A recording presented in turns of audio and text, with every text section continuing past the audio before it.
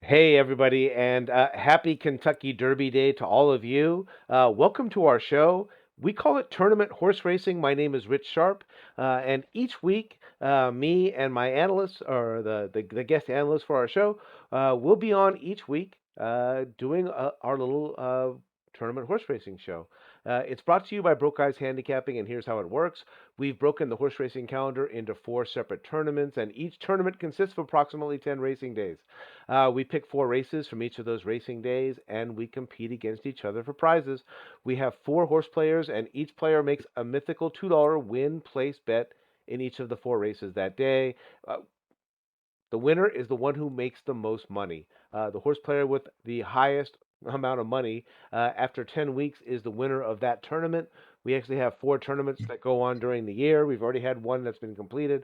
We're in the beginning of the second tournament. This one's called the Triple Crown. We've already got 2 weeks in the books, and we're on the big day now.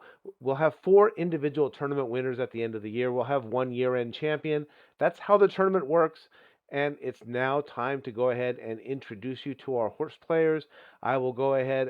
Well, I'll start with myself. I forgot to introduce you. My name is Rich Sharp, and I live here in Murrieta, California. I've actually gotten that question from several folks. And just to my north a little bit is my good friend Stephen Newsom. He lives in Menifee, California. Steve, happy Derby Day to you, my friend. Thank you, Rich. Looking forward to it. Yeah, yeah, exactly. Always kind of an exciting day to handicap. I'm going to go down just a little bit to the south of me. He lives in Temecula, California. Is a longtime friend of mine. Joe English, happy Derby Day to you, my friend. Likewise, Rich. No mint juleps, but that's a good thing. No, no, I'm drinking 7 Up as a matter of fact. Last but not least, all the way over on the other side of California, the country, excuse me, in Staten Island, New York, Ray Torado, happy Derby Day to you. Hey, how you doing, guys?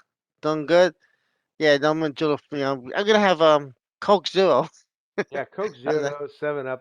Huh? Yeah. It's a wild Friday night Oh at Broke yeah. Guys Handicapping. How about vitamin water too?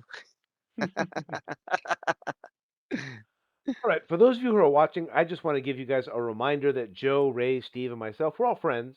We do this show for fun, and we try not to take ourselves too seriously. We're not a touting service, and we are not recommending or selling our picks in these races. We're just horse players. We love our sport, and we enjoy competing against each other for fun. We hope you do as well. And with that being said, I will go ahead and do a little bit of housekeeping that we do each week on the show. I'm going to go ahead and start sharing my screen with you. And what we'll bring up is what happened last week on Tournament Horse Racing here with Joe, Steve, Ray, and myself.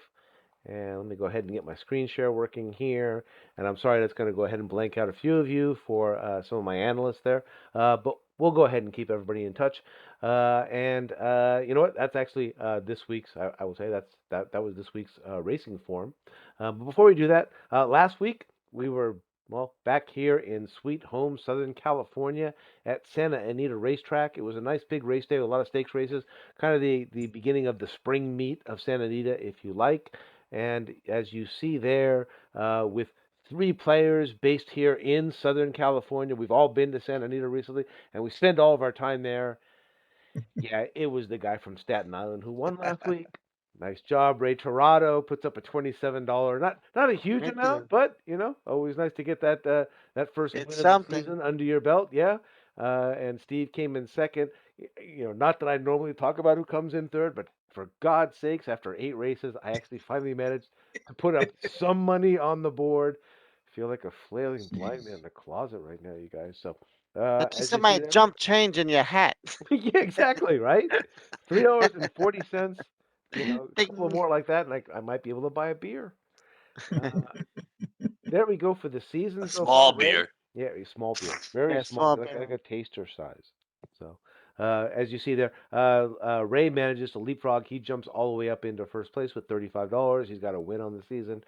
Joe also has a win on the season. We only use that for tie-breaking purposes. It's all about the money here. And then Steve in second and me down there. We are going to go ahead and we're going to move along to uh, Churchill Downs on, let's face it, what is almost a holy day in the sport of horse racing. You'll see a lot of well wishes tomorrow morning from all of our fans and all of our friends. And I've got friends all the way across the country that are only friends of mine just because of horse racing.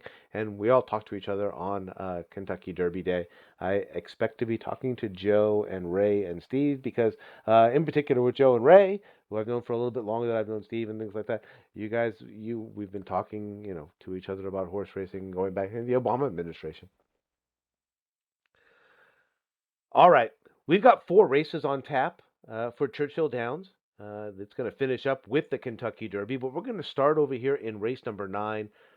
They're going a mile and a 16th on the turf. It's the American Turf Stakes. It's presented by BMW. Grade 2 purse is a $500,000, and your morning line favorite is right here in post number 7, Psy Dog, trained by Graham Motion and ridden by Irad Ortiz, and he is 7-2 on the Churchill Downs morning line. I don't usually do this because really nobody likes to hear me talk for too long, including myself. But I'm going to go ahead and I am actually going to go first this week.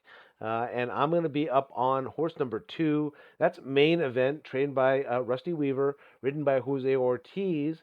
As you see there, the horse, and let me go ahead and bring up my toolbar here so I can go ahead and mark up our racing form. The racing form that we use on a weekly basis on this particular show is brought to you by Brisnet.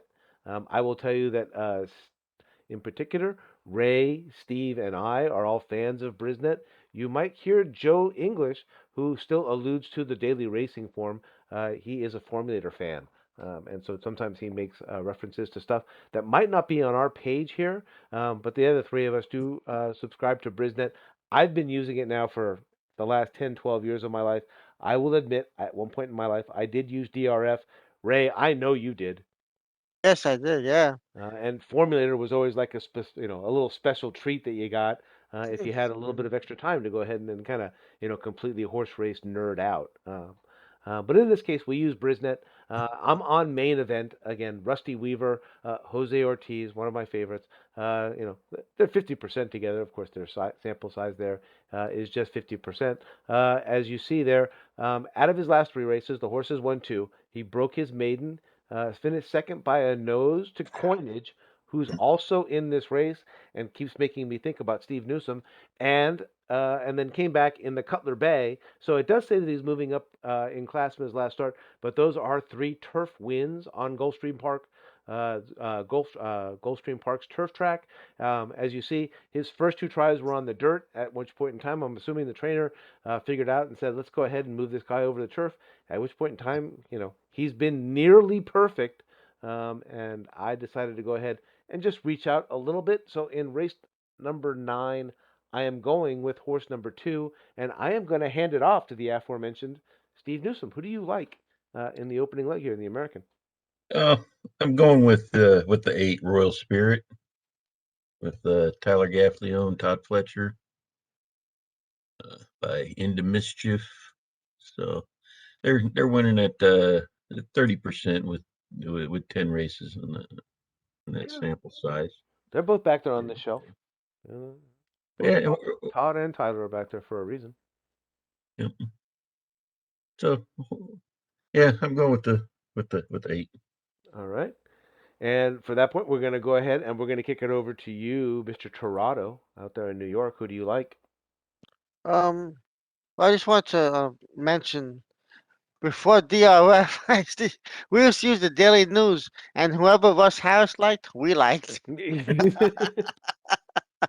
But I'm really surprised about this. Now they're having cars sponsor these races. I want to see a horse go into a BMW. Really, There we go, right? Give the winner give in a the winner's BM circle. give a You put the horse BMW in a out to somebody BMW. who hits the pick Yeah. five or something. Of course. Yeah. No, in this race, I like the four Red Danger, Brian Lynch, Louis Sires. This horse finished second to main event in the Cutler Bay, and hopefully he could turn the tables on him. He seems to be getting a little better. Sires knows him. He rode him early. He got on him last time to a good second. So he ran well in Churchill last time. But last year, but on the dirt. But now he seems to have liked the turf. So I think if there's enough pace He should be able to hopefully get a good trip and get up. It's all about tripping these races, and he's been formidable against Coinage, Main Event, Royal Spirit. They all been beating each other, so maybe it'll be his turn this time. It's a nice race, very even. It's very the odds are you know very close call with these horses, but very dangerous for me. I'm looking for a price 10-1. Joe?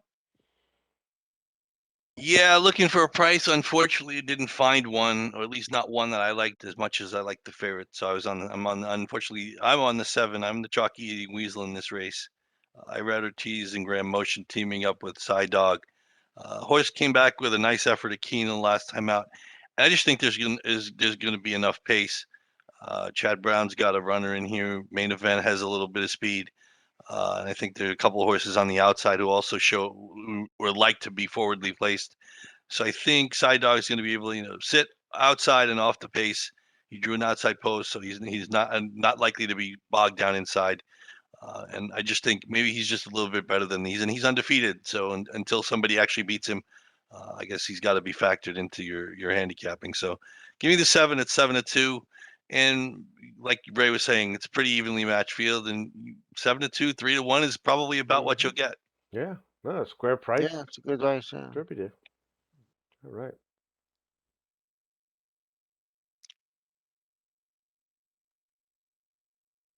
look at that. Got a little diversity in the opening race on Derby Day. Yeah. And we're going to go ahead and we are going to move along to race number 10. This is the Churchill Downs Stakes. They're going 7 furlongs on the main track. It's presented by Ford. So, Ray, I'm sorry, BMW, Ford. We're going with the cars today.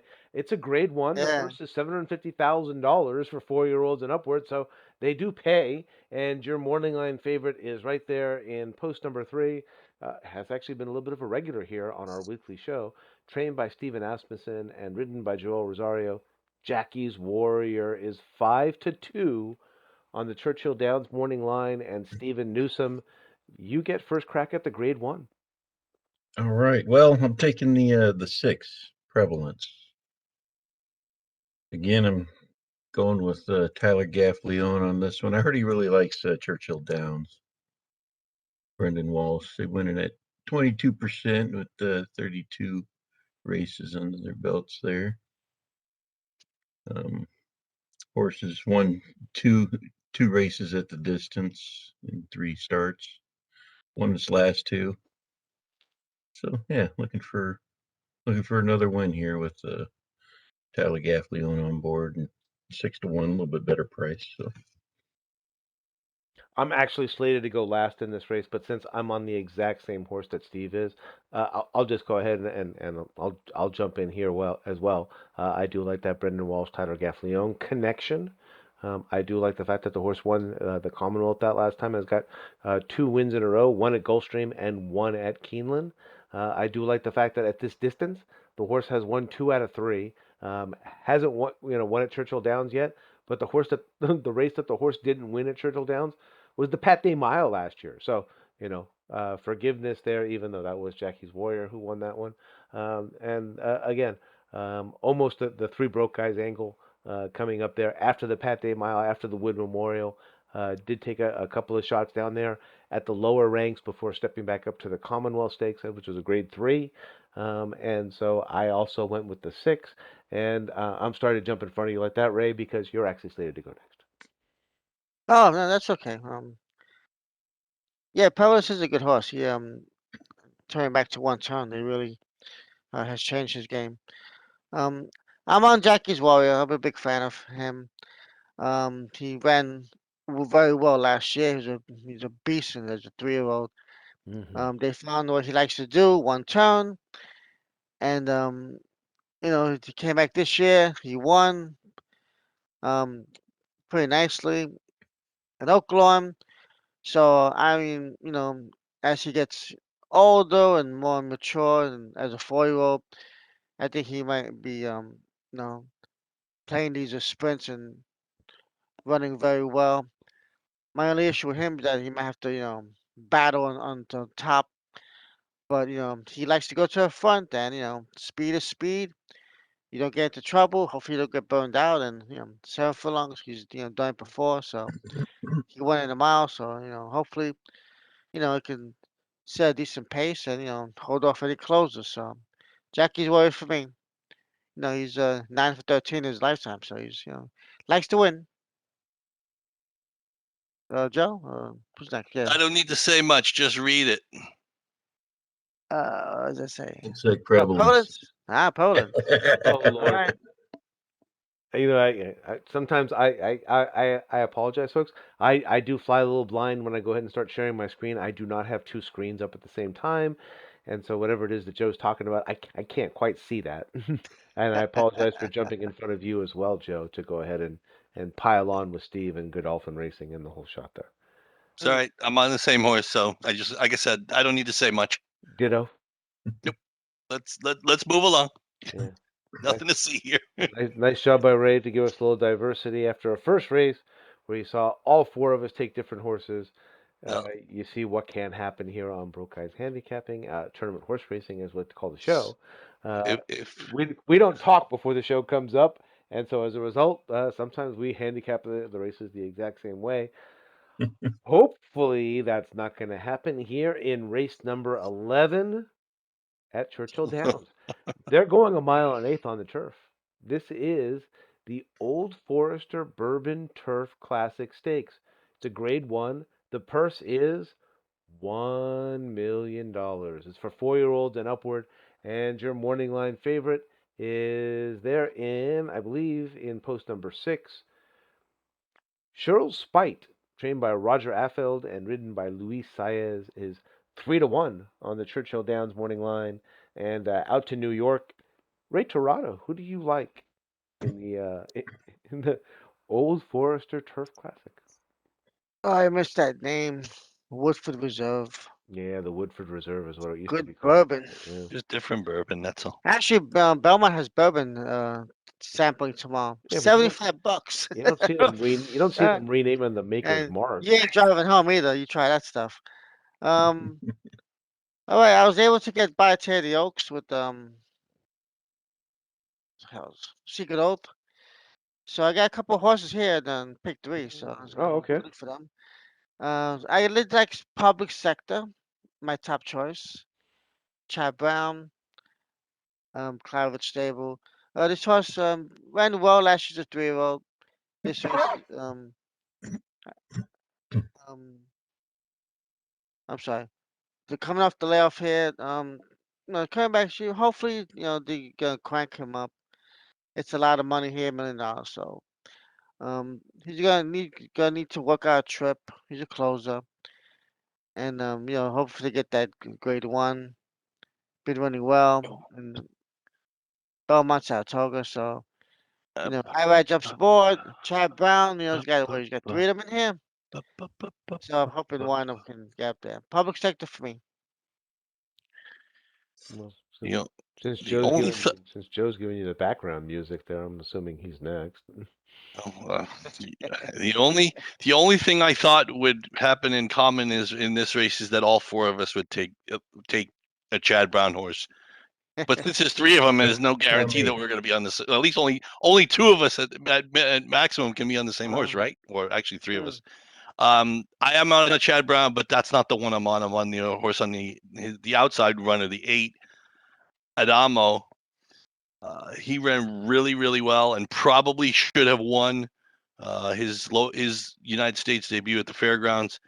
He finished second by a head behind Cavalry Charge, who's also in this race. But it's funny, you go from Jose Ortiz, who's a world-class rider.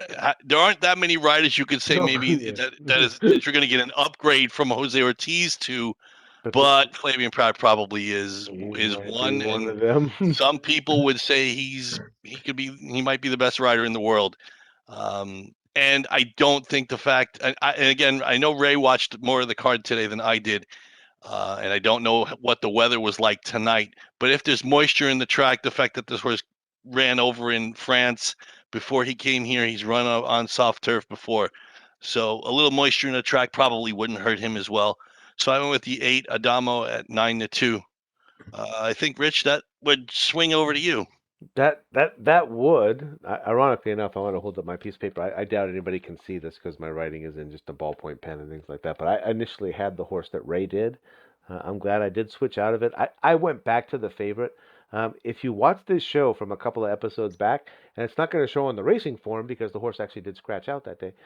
I had Cheryl Spite in an earlier race this year. I believe it was down in Louisiana, and he did scratch out of that race. And then coming out of that, he wins the Tampa Bay, which is a grade 3, and then he wins the Maker's Mark Mile at Keeneland, no less. Again, a race that hasn't changed its name.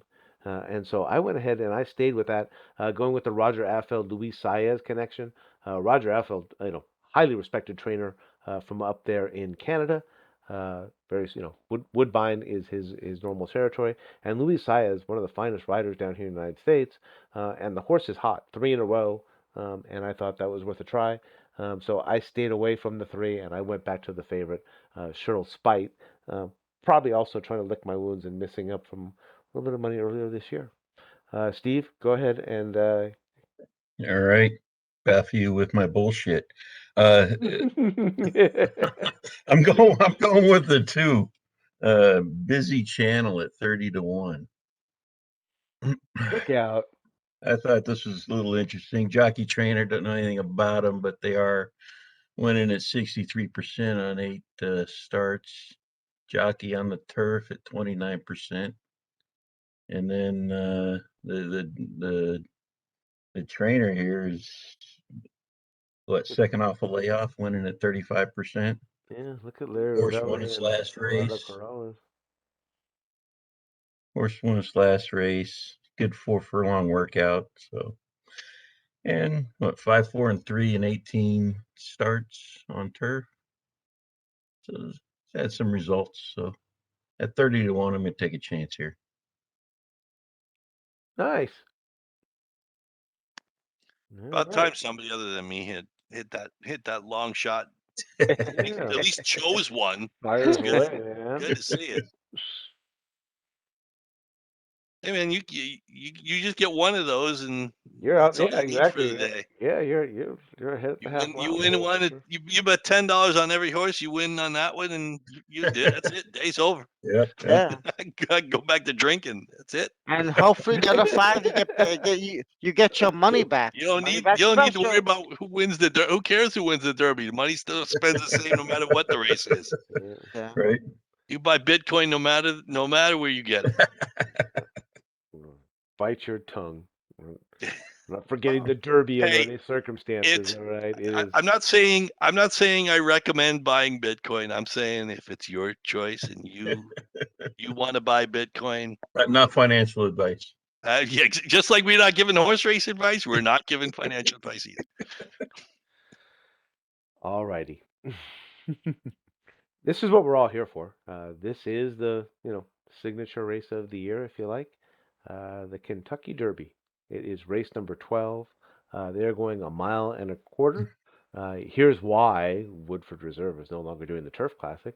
It's the Kentucky Derby that's presented by Woodford Reserve. They've, up, Aha. they've upgraded.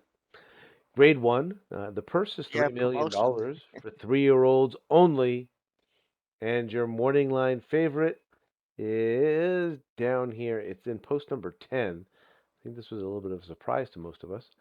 Trained by Chad Brown and ridden by Flavian Pratt, Zandon is 3-1 on the Derby morning line. And to show you how much love I have for Joe English, guess who gets to go first in the Kentucky Derby? Joe, you can nerd out all you want in the debate. We unfortunately, Rich, I could do a whole hour by myself. Yeah, exactly. I don't Yeah, need no, any of I you. don't have that much time. I, I can do the whole hour on my own. All right, I take it back. Dosage. But You can nerd we out. actually we were discussing this earlier, and right now the 2 favorites, since they allow you to bet the Derby the day before, the 2 favorites are the 3 or the 3 Epicenter and the 12 Taba. They are both 5-1. I think Messier was the 6. Messier was 7-1. Mo Donegal was 8-1, as was Zandon. Oh, okay. So that's as of I think when betting closed, because I don't think they're allowing betting right now. I mean, I'm sure. I guess if you really wanted to, you could probably try betting it on Twin Spires. But anyway, I'm on the morning line favorite. I'm actually I was thinking about Messier earlier in the week, but I'm going Chad Brown, Flavian Pratt back to back daily double here. Um, the bluegrass race was very impressive, and I thought he was athletic enough to overcome a less than ideal trip. He was forced to drop back. He came between horses when he needed to, and he got up to beat Smile Happy late. Again, he's run a mile and a 3 times already in his life, and my workout people are telling me that the works are, he's been working very solidly there. Again, it's his third start at 9 furlongs, and again, the world's best rider in the saddle is probably a plus. So, Ray, if you've got the 10 and you've got maybe the 8 in your Oaks, Old Forester, Derby pick 3, you probably I'm hoping you got yourself a winner. And yes, I know he's morning line, but right now Zandon's 8-1. So I'm going with that number instead of that 3-1 morning line. So Zandon for me in the Derby. Rich. And look at that. I get to go next. And boy, I tell you, I'm still vacillating back and forth between the horse that I've been talking about pretty much all winter, which would be White Abario, trained by Safi Joseph, and Tyler Gaffleone. And at 10-1, I think I'm just going to go ahead and stick with him. I did like Epicenter quite a bit, and I do respect him and think that he is the best horse in this race. But I'm going to go ahead and go for a little bit of a long shot. Again, kind of that Florida connection down there, as you see. Gaffleone and Safi Joseph Jr. They do this a lot. They 34 tries already. They hit 21% together. The horse did win the Florida Derby. He also won the Holy Bull. I was really impressed with the way that he won the Florida Derby, as opposed to he was more on the lead there in the Holy Bull and just kind of put them all away. Did win by 4.5 lengths going away in that particular race, which is a top-notch prep race here for the Kentucky Derby. Came back. I'm trying to remember the race that's in between that, Joe. Help me out here. The Holy Which Bull one? at Colson Fountain of Park, Youth. the Fountain of Youth. So he skips the Fountain of Youth and then comes back and gets the Florida Derby at almost 3-1 that particular day against a fantastic field, 11 horses in that race, and um, I'm fighting against myself here because the Baffert horses do scare me. The two Baffert horses that are being trained by Tim Yakteen. I am concerned about the fact that Bob Baffert, I believe, has won, you know, 4 of the last 6 Kentucky Derbies, and even though his horses are being trained by Tim Yakteen, Taba and Messier certainly seem like formidable opponents. I have been talking about White Abario. I felt bad for missing him there in the Holy Bull initially. Did catch him in the Florida Derby, and I'm going to go ahead and stick with the 15 at this point in time. Yeah, he's 11-1, Rich. Just Okay, there we go. just so Get a little bit of a price. yeah, I Steve, think so. you're up next. All right. Well, there's a couple. I like Mo Donegal and I like Zandon, but I gotta go with the horse that got me here from the end of last season, and that's Taba Oh, with Mike Smith and Tim Yakteen. Taba, of course, won his first 2 races. Came up from behind last race and won by more than 2 lengths. So, and I was over what Messier, right? Yeah, and it seems like he likes going longer. Likes stretching it out and going longer distances. So I think he's going to oh, like the it's Kentucky 15. Derby. Okay, nice. No, like I said, as you saw in the earlier comment before, Joe and I were sitting next to each other, and it took us about 30 seconds to say, "I think Steve just won." All right. Yeah, what he did was amazing, Yeah, he really and he really he was. showed that he's, We'll you just know, keep there's going, Ray. It's well, your turn. Fire it I up. got, I'll tell you, I mean, there's like 10 horses in this race that have a chance, and I think the winner is going to be the one who gets a good trip. Really, honestly, I mean, any of these horses, I mean, this race is so close that you got speed, you got good closers, but there's just so many horses that if you get a good trip, you're gonna win. So, I'm just telling. I like Modongo because I think usually I don't Yeah. usually take the wood winner, but in this case, he put his head down. I mean, early voting was flying at the top of the stretch, and that track was, it was a nice track. They ran an amazing time. The speed figures came out really well, and he put his head down and he came and he got him, and and I was very impressed by that. And the race before that, he kind of struggled in Holy Bowl. He didn't get a good trip. He was a little wide and favorite speed there on the Gulfstream. But he's won twice the mile and eight, and he'll get the distance. But I'm taking a big chance because being at number one hole, either Yeah. you're gonna be in the race or you're gonna It'll be be 18th. So buried. that's how it is. So I'll take that chance. But I do like Epicenter. I mean, I like you know Tabor, Messier, and Zandam. These are really good horses. And White Barrier too. I have them all in my pick three. I'm hoping to get out of the middle race with Chad Brown. So so let's see what happens. But it's gonna be a good race, and it's a derby, and usually the best horse doesn't win, unfortunately. But lately it has been favoring speed. So if you have a good speed horse, you're looking good. So that's What Ray said. how it is. Everything that Mr. Torado said, I completely agree with. I actually did like Mo Donegal quite a bit. If he could have gotten just a little bit of a better post, Yeah, yeah, I considering know. Yeah, the type of horse he is, I yeah. fear But that, that's why the price went up. So yeah, he could be in Cincinnati by the time the quarter pole comes up. But yeah, yeah. That's you know, how it can go. Yeah. that being said, take a look at the screen, you guys, and just make sure that I've got Fuck, we do want. everybody's. Yeah. You know, look at this. I actually, that's why I do this. I've got my picks wrong. Wait, if we played golf, I win this week again because I got a 4, 3, 3, and 1, the Yeah, you got. lowest numbers. Yeah, exactly. But when Mine's I more play golf, realistic, except for that two.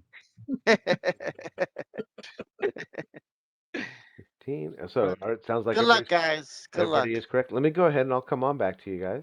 And we've got a few minutes left here, so I will let everybody know. Once again, we are on a weekly basis. We meet on Friday nights here at 9 p.m. Pacific time, midnight Eastern. Thank you very much, Mr. Torado, for staying up with us every single week. We call the show Tournament Horse Racing. My name is Rich Sharp, and I'm our host. Uh, Joe, Ray, Steve. You know what?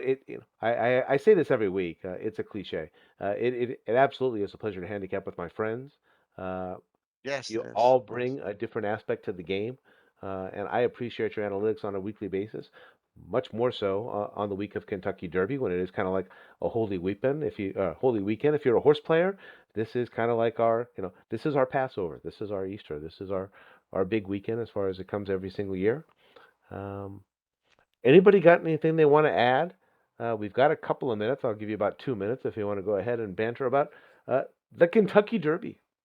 Well, can I give you one sure thing tomorrow? Yes, go ahead, Joe. Classic Causeway will be in front after the first quarter mile. That's about all I can tell you. After that, you're on your own. You see his price? Wow. You know. Like 68 to Well, 1, I think. considering what he did at Gulfstream last time out, yeah, I'm not surprised he's Yeah. 67 to 1. Not at Yeah. all. Steve and I were having, conversations the other day about strange casino bets. If you can find that one out there, folks, who's going to be ahead in the Kentucky Derby after the first quarter mile? Yeah. I think that would Joe's be a pretty safe one. Joe's got that one locked in That'd for be a you. pretty safe one for Maybe me anyway. That's one I would make. that bet could be available to you. Oh, yeah. I was interested, if we had a little more time, I was interested to actually investigate the difference between the Brisnet speed figures and the classic buyer figures, which Joe, sometimes I know Oh, when you're looking at DRF and formulator and like that. sure. I saw the 111s that Mo Donegal and Tyba put up, and I was like, I wonder how that translates over to the buyer I speed can. figures. Well, if you want, I think Tyba's was 103 Wow, on the. that's Or buyer. Yeah. I'm still trying to pretty find it impressive. now. I think Taiba was 103. But let me confirm that for sure. He's in post 12, so that would be the next page. Okay, no, he's 102. And His what was maiden win was 103. and And Mo Donegal's figure in the Wood Memorial was 96. all right, all right. Oh, Well, yeah. I do not want to cut off our audience. I don't certainly want to cut off the analysts. You guys, it's truly it's always a pleasure to handicap with you guys, especially on Kentucky Derby Day. You know where to find me tomorrow if you want to hang out and watch the Derby together. Ray, I know you probably can't make it. I jump on For that flight. for Ray Torado, Joe English, and Steve Newsom, my name is Rich Sharp. Our show's called Tournament Horse Racing. It's brought to you by Broke Eyes Handicapping. Good luck and good night. Good night, all. Look, Good guys. luck. Okay. All right. Get your hats on.